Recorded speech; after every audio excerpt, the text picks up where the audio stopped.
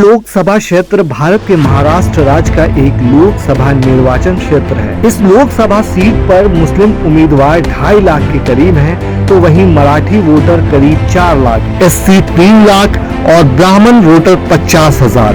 पिछले 8 चुनाव में इस सीट से 7 बार बीजेपी ने जीत दर्ज की है। 1996 से 2004 तक यहां से बीजेपी जीती थी।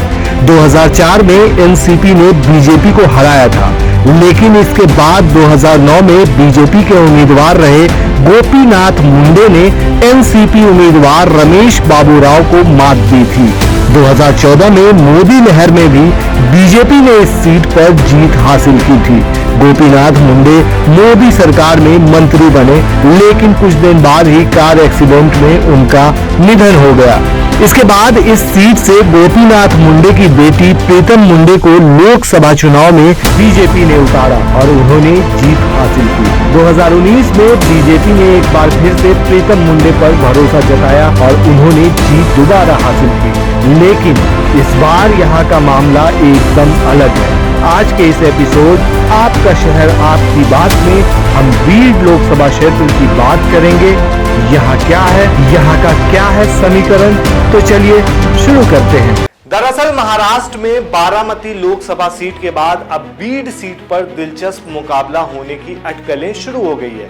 इस सीट पर एमवीए यानी महाविकास अघाड़ी की तरफ से ज्योति मेटे चुनाव में उतर सकती हैं। अगर ऐसा होता है तो बीड में पंकजा मुंडे को चुनौती मिल सकती है।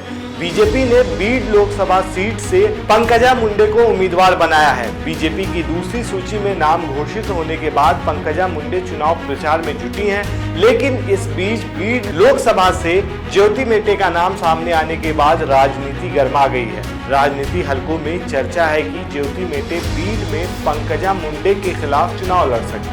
मेटे का चुनाव लड़ने की अटकलें राष्ट्रवादी कांग्रेस पार्टी यानी शरद पवार से मुलाकात के बाद शुरू हुई। चर्चा है कि ज्योति मेटे महाविकास अघाड़ी की संयुक्त उम्मीदवार हो सकती है। अब यह समझना जरूरी है कि आखिर ज्योति मेटे कौन है। ज्योति मेटे दिवंगत विधायक विनायक मेटे की पत्नी है।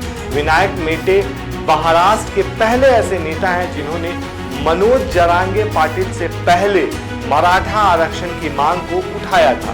पति की मौत के बाद ज्योति मेटे लगातार एक्टिव हैं। राजनीतिक हलकों में ज्योति मेटे की उम्मीदवारी को शरद पवार के बड़े दांव के तौर पर भी देखा जा रहा है।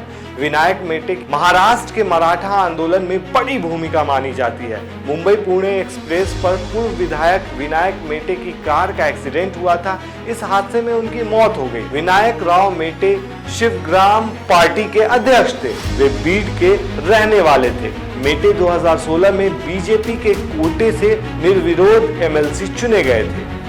अब राजनीतिक हलकों में चर्चा है कि ज्योति मेटे अपने समर्थकों से चर्चा करने के बाद ही शरद पवार से मिली थी। कार्यकर्ताओं और समर्थकों के साथ बैठक में इस बात पर सहमति बनी थी कि उन्हें शरद पवार गुट से लोकसभा चुनाव लड़ना चाहिए। तो अब सबकी नजर इस पर है कि ज्योति मेटे क्या फैसला लेंगी।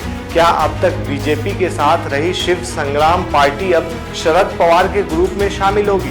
राजनीतिक हलकों में चर्चा है कि अगर ज्योति आगे बढ़ती हैं तो फिर बीड में पंकजा के समीकरण गड़बड़ा सकते हैं, क्योंकि राज्य में मराठा आरक्षण का मुद्दा गर्म है। विनायक मेटे ने मराठा आरक्षण की मांग को लेकर बड़ा योगदान दिया है। मराठा आरक्षण बैठक में जाते समय उनका एक्सीडेंट भी हुआ था। ऐसे में ज्योति मेटे को सहानुभूति मिल सकती है। वहीं दूसरी तरफ इसे पवार का मास्टर स्ट्रोक भी माना जा रहा है। कैसे, चलिए समझते हैं। महाविकास अघाड़ी में शरद पवार को बीड की सीट मिल सकती है। दिलचस्प बात यह है कि एनसीपी में बगावत के दौरान धनंजय मुंडे अजीत पवार के गुट में शामिल हो गए थे। ऐसे में पंकजा मुंडे को धनंजय मुंडे की ताकत मिलेगी। इसलिए पवार के सामने पंकजा मुंडे के खिलाफ एक मजबूत उम्मीदवार खड़ा करने की चुनौती है।